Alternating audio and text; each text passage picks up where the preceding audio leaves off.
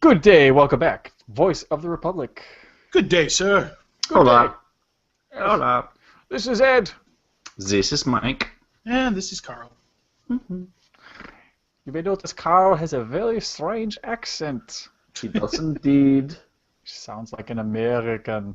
Ugh. I count. Give me away. Oh no. That's how you count? The three gave me away. Yep. I can't get enough of those those Inglourious Bastards. I can watch it all the time. So much that I forget the name of the movie. This is a good movie, man. I'd say that's probably one of my favorite Quentin Tarantino films, to be honest with you. Oh yeah. It's really good. But that's not the topic for today. Oh. No. Mm-mm. Not the Tarantino cast. Bless you. Wow. Poor Mike. Day 3, and the cold is getting worse. It is. Oh. Exactly as we foreseen it. The flu is strong with this one.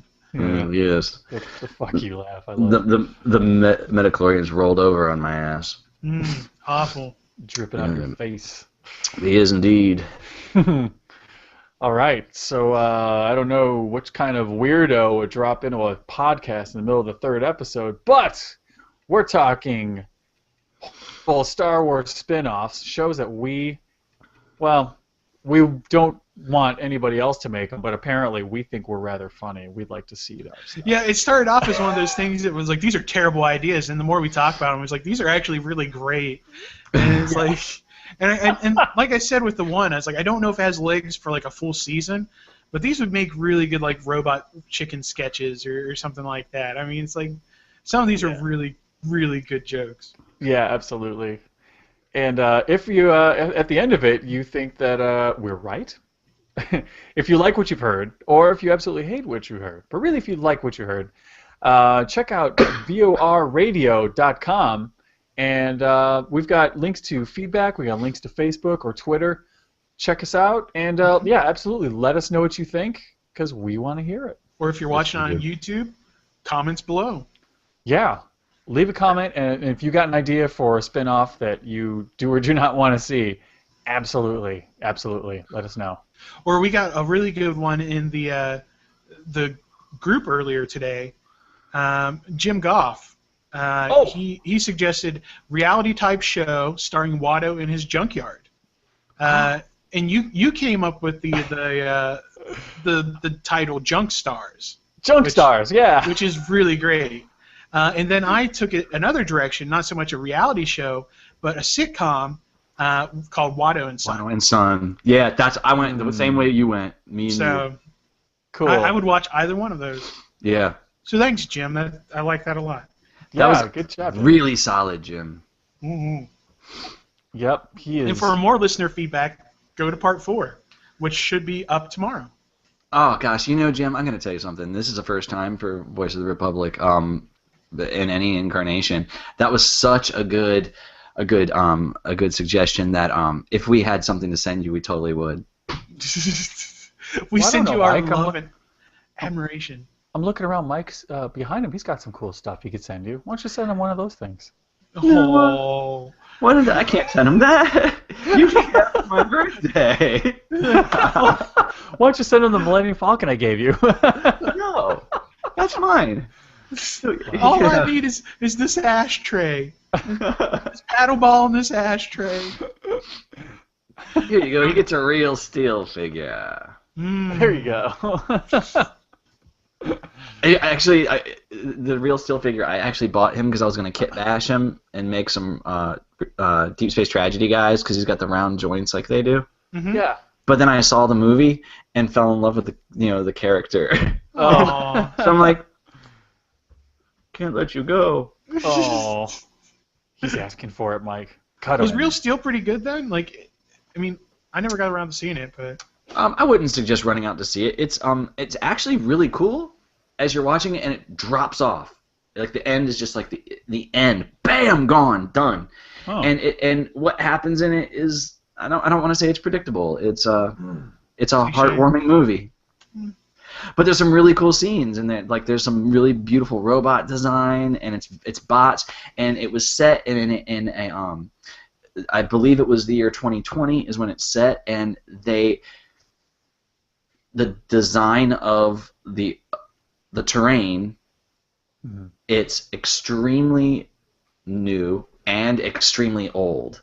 So you'll have like these big kind of trucks that look as though they're like 30 years ahead design-wise, but they'll drive by like an old diner. So it's got a really wonderful balance that you almost can't tell is set in the future. And some of the concepts are phenomenal, but just like it just seems like the whole movie it's going to become like a robot Rocky, and then bam, oh, lots of good stuff. Goodbye. Oh, see, I always thought it was going to be like over the top with robots. No, it's not. It's and then the dad like does this thing, and I never knew that he played Wolverine, and you kind of fall for him, like you love him. He's a great guy. He starts off as bad dad. But then he gets all into it, and he finds himself, and there's a scene where this robot here, his name is Adam, has this shadow thing where he has to see stuff, and he'll just mimic it. So he's in this final fight, and the dad is like boxing air, and the robot's doing exactly everything, and it's so emotional. I was getting choked up. Let's move on with the topic. Okay. Wow. But now I want to see it. So. Yeah, I want to see it now too. It sounds good. So. It's all cool. Well, I may want to see Carl's idea, the way things are going. Yeah. For Star Wars spin-offs. All right. My last idea is called Boba and the Dog. It's a reality TV show crossover. Right. Where you have Dog the Bounty Hunter and Boba Fett. And it's set in Arizona, which is, the Tatooine of Earth. And correct. So, just throw them all in the desert with all these terrible people. Boba Fett can play good bad bounty hunter to Dog's good bounty hunter, and like Dog can give him a cigarette and like go with God, and Boba Fett's like, no, not my watch, that sort of thing. He like shoot it out of his hand. Yeah, and he like disintegrates it right out of the guy's lips, like, oh, my cigarette. And then as seasons go on, you could do like a buddy road trip sort of thing. So they pack into the Slave One and they go across the galaxy hunting, and and then like Dog is kind of like the cultural envoy of Earth, and he learns about all the different societies really poorly and hokily and back like hillbilly kind of like what's going on here sort of thing, and it's Dog in space. But he can also bring slices of Earth and America to space. Yes. In another fish out of water awkward fashion. Mm-hmm. Which will embarrass Boba Fett. And it's Boba and it's Dog's wife is where the true like comic value is going to take place, because the dynamic between Boba Fett and that lady is going to be awesome. Yeah. Because he doesn't. Exactly. Because she's all about orders and running the show. He's not going to take well to that. Right. No. Yeah. Do you have any idea who I am? Does Boba Fett get lines in this? No, Boba Fett never gets lines. He just, in like every episode, he just falls off shit and makes a mockery of himself as a character. Perfect. That's true to form. I was about to say it's you're not really challenging this character. No. It comes from my respect for the character, clearly. Obviously, yeah. Outstanding. Cool. What do you got, Mike? I'm gonna go with a reality-based idea that I probably should have presented first. Oh shit! I'm sorry. It's that good. I'm really excited to hear it. Apparently. Don't drop your shit. I just saw that TIE fighter like come so close to death. Oh. Sorry. Okay, continue. My idea, that's the only one I named, is just Jedi.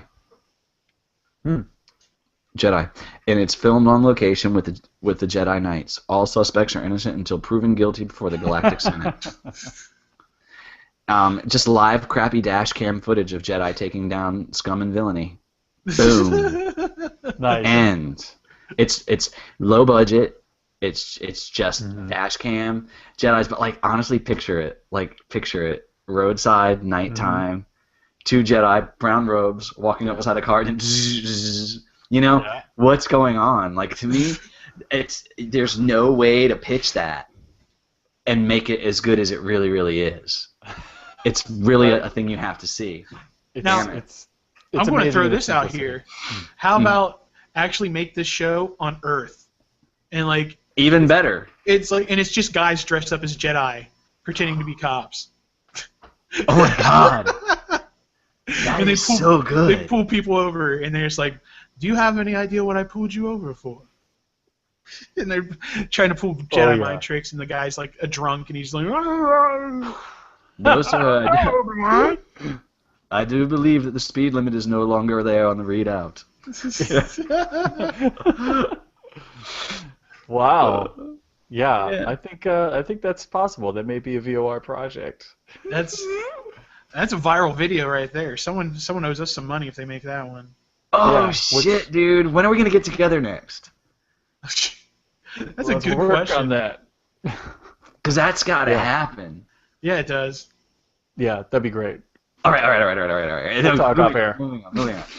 All right. So here's my third idea. I did have a much larger list, but I think these are the better ones. I'll post the other ones up on the Facebook page, vorradio.com. You can get to Facebook. Blah, blah, blah, blah, blah. So my third one, it's going to be close to the hearts of Carl and Mike and some of our longtime VOR listeners who also were into the Republic Commando books because we were all touched by these novels. Yes. So this is about veteran Mandalorian mercenary and father figure to many, many clones. Maybe all of them. Cal Skirata. Yes. So Cal Skirata. Cal Skirata is brought in to teach a teenage batch of clones to be Mando fighting machines. But he's come in late in their life cycle, so he's got his work cut out for him. It takes place on Tatooine in the town of Mos Epstein. The name of the show is Welcome Back, Skirata! Oh, you win! Welcome back. Oh my God! It was that good. So good, a TIE fighter exploded! Oh my god, dude. Welcome back, Skirata. I like that. You know where I thought he was going with that? What's that? I thought he was. What is that new show that Malcolm PI is on with Donnie Wahlberg from the New Kids on the Block? Oh, Blue Bloods. Blue Bloods. I was thinking you were gonna go a Blue Bloods route, where you could see like Skirata at the dinner table, and then he's got like all the boys around him, and it's like your family is the most important. Oh right, yeah. It had to be Welcome Back somebody, because I was at a party and someone said Epstein, and I'm like, or Mos Eisley, I'm like Mos Epstein. Bing.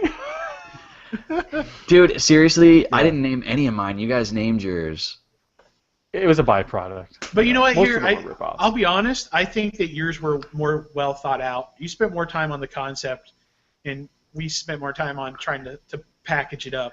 Yeah. But that's fun, though. That's fun. Like, the names are really, really fun, and names can sell a whole project. Like, to me, like, there's many projects out there that are just really the name. Yeah. Oh, that's what I'm doing the rest of this week is trying to find the right name for your projects, Mike. That's all they need to put a bow on it. Well, what I want... Oh! We went far beyond our limit. We did. We've had way too much fun here. Well, So- gosh, I sure do hope the listeners did have a good time. Yeah. I know I did. Hell yeah. Hell yeah. I lost my pants after the first segment. I don't know about all y'all. I'm not wearing them, and I wasn't wearing them from the beginning. Me either. Let's not Welcome lie. to VOR. Welcome to the jungle, kids. Cool. So, hey, that's it for today. We'll be back tomorrow on Friday. And that segment is your segment, Borons. It is all Republicom, all voicemail, all the time. Yes, it is. Until tomorrow, may the Force Be with. That ass.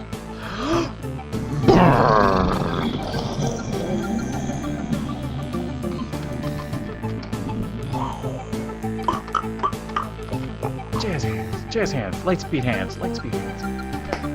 Oh, For speed. Mike's giving himself lightspeed.